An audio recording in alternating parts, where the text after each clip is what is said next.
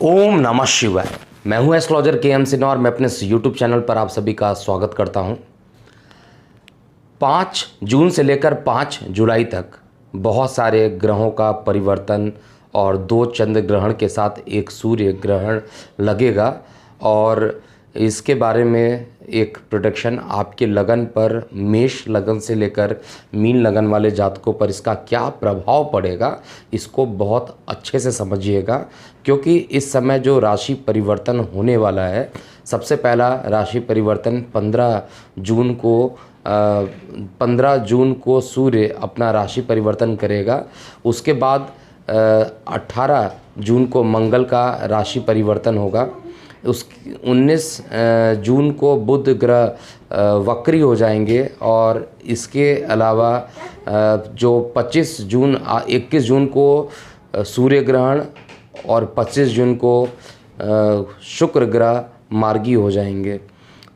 30 जून को बृहस्पति वक्री होकर अपने घर धनु में पहुंच जाएंगे। तो इतनी सारी खगोलीय घटना जब यहाँ पर होंगी तो निश्चित रूप से आप ये यकीन मानिए, मेरे 15 साल के इस करियर में मैं आपको बता दूं कि जब भी कुछ इस तरीके की चीज़ें होती हैं तो जातक पर बहुत विशेष प्रभाव डाल देती है। तो आइए हम समझते हैं कि मेष से लेकर मीन लगन वाले जातकों पर इसका कैसा प्रभाव पड़ेगा और अंत में इनके उपाय भी मैं बताऊंगा, जिसके लिए जैसा वैल्यूज़ निकल के आएगा मैं उसको बता रहा हूं और उसके उपाय भी मैं आपको यहां पर बताऊंगा। तो बैठा है और यहां पर दिशा बल इसको मिला हुआ है, तो निश्चित रूप से सूर्य का दशम स्थान पर दिग्बली होकर बैठना आपके लिए अत्यंत श्रेष्ठ है।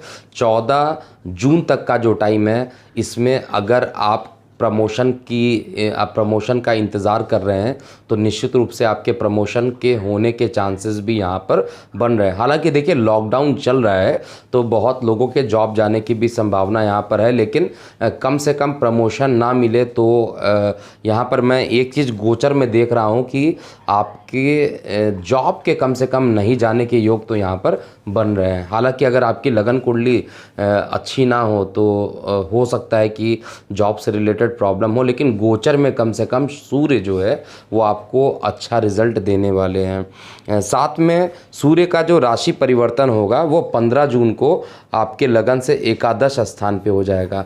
लग्नेश का एकादश में बैठना ये आपके लिए इनकम के हिसाब से तो अच्छा है और साथ में बड़े भाई बहनों का भी सहयोग मिलेगा, लेकिन प्रॉब्लम कहाँ पर होगा, उदर संबंधित रोग हो सकते हैं। क्योंकि एकादश में जब सूर्य बैठेगा तो आपके शिक्षा में कुछ व्यवधान उत्पन्न कर देगा, तो शिक्षा में कुछ आपको प्रॉब्लम सा देखने को मिलेगा और शरीर में आलस्य बढ़ सकता है और साथ में उदर रिलेटेड कुछ ना कुछ प्रॉब्लम लगा रहेगा। इसलिए आपको यहाँ पर अपने स्वास्थ्य को लेकर बहुत विशेष सावधानी बरतनी चाहिए। विशेष रूप से जब ग्रहण के दिन होंगे, 5 जून हो गया, 21 जून हो गया और 5 जुलाई, इन तीनों ही दिन ग्रहण के समय विशेष रूप से आपको ध्यान देना चाहिए।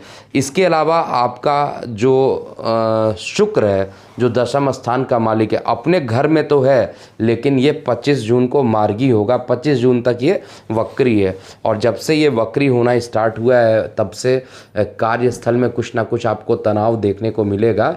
जिन लोगों के जॉब जाने की बातें चल रही हैं, अगर आपका 25 जून निकल जाता है तो 25 जून के बाद फिर आपके जॉब जाने की संभावनाएं बहुत कम हो जाएंगी, क्योंकि शुक्र अपने घर में मार्गी हो जाएगा, जो कि आप जब कोई प्लैनेट अपने घर में रहेगा तो निश्चित रूप से निगेटिव फल यहाँ पर नहीं दे सकता है। इसके अलावा बुध की बात किया जाए तो बुध आपका स्वगृही है, लेकिन 19 जून से ये वक्री हो रहा है। एकादश स्थान और धन का मालिक जब वक्री हो रहा है तो अचानक से धन में कुछ ना कुछ कमी का अनुभव आप करेंगे, लेकिन जब ये मार्गी होगा तब जाकर आपके धन से रिलेटेड जो प्रॉब्लम चल रही है वो प्रॉब्लम ख़त्म हो जाएगा।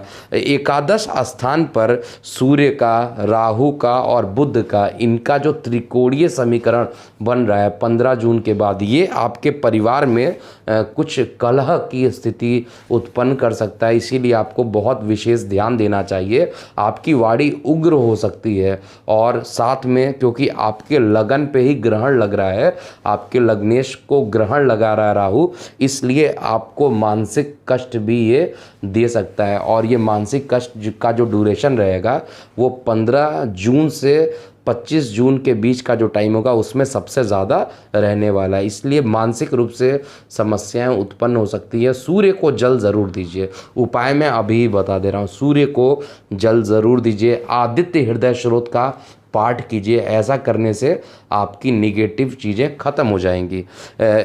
और ग्रहण लग रहा है, इसलिए हड्डियों में दर्द की संभावना भी इन्हीं 10 दिन आपको ज़्यादा प्रतीत होगी कि हड्डियों में दर्द अचानक से उत्पन्न हो गया। इसके अतिरिक्त मंगल का राशि परिवर्तन होगा 18 जून को, और मंगल आपके सप्तम स्थान से हटकर अष्टम में चले जाएंगे। क्योंकि मंगल भाग्य होता है, मंगल सुख होता है, मंगल यहाँ पर आपकी कुंडली के रिस्पेक्ट में मंगल सुख है, मंगल भाग्य है, मंगल माता के स्थान का मालिक है, और अष्टम में जा रहा है। तो माता को कष्ट देना, पिता को कष्ट देना, यानी माता पिता के स्वास्थ्य को लेकर कुछ परेशानियाँ हो सकती है। आपको विशेष यहाँ पर ध्यान देने की ज़रूरत है। को सही करने के लिए, इसके निगेटिव प्रभावों को पॉजिटिव प्रभाव में कन्वर्ट करने के लिए आपको निश्चित रूप से, मैं बार बार बोल रहा हूँ, एक ही काम कीजिए। सूर्य को जल चढ़ाइए और आदित्य हृदय स्रोत का पाठ कीजिए, और भगवान सूर्य से प्रार्थना कीजिए, पूरे श्रद्धा के साथ प्रार्थना कीजिए कि आपके माता पिता को कोई कष्ट ना हो। और यहाँ पर कोई नया काम करने की अभी मत सोचिएगा, क्योंकि कोई भी आप काम करेंगे तो भाग्य से वो काम नहीं हो पाएगा पूर्ण, और आपको नुकसान उठाना पड़ सकता है। एक पॉजिटिव चीज़ें ज़रूर यहाँ पर होने वाली हैं। ये जो बृहस्पति हैं, देवगुरु बृहस्पति, वो वक्री होकर अपने घर में जा रहे हैं, और जब ये वक्री होकर अपने घर में जा रहे हैं तो केतु के साथ ये कंजुगेट हो जाएंगे, और यहाँ वो समय होगा जब प्रतियोगी परीक्षाओं में सफल होने की संभावना है, और जो मानसिक अशांति चल रही थी वो मानसिक अशांति ख़त्म हो जाएगा। लेकिन फिर भी मैं बार बार अलर्ट कर रहा हूँ सिंह लगन वाले जातकों के लिए कि वो 15 जून से लेकर 25 जून तक विशेष टाइम रहेगा, जो कि अच्छा नहीं मान रहा हूँ शारीरिक, आर्थिक, मानसिक तीनों ही मामलों में, और कुछ छोटी मोटी दुर्घटनाओं होने के भी योग यहाँ पर ये बना रहा है। तो ये इससे बचने के लिए सूर्य की पूजा कीजिए, सूर्य को जल दीजिए, आदित्य हृदय स्रोत का पाठ कीजिए, और स्किन रिलेटेड कुछ इन्फेक्शन आपको भी हो सकते हैं।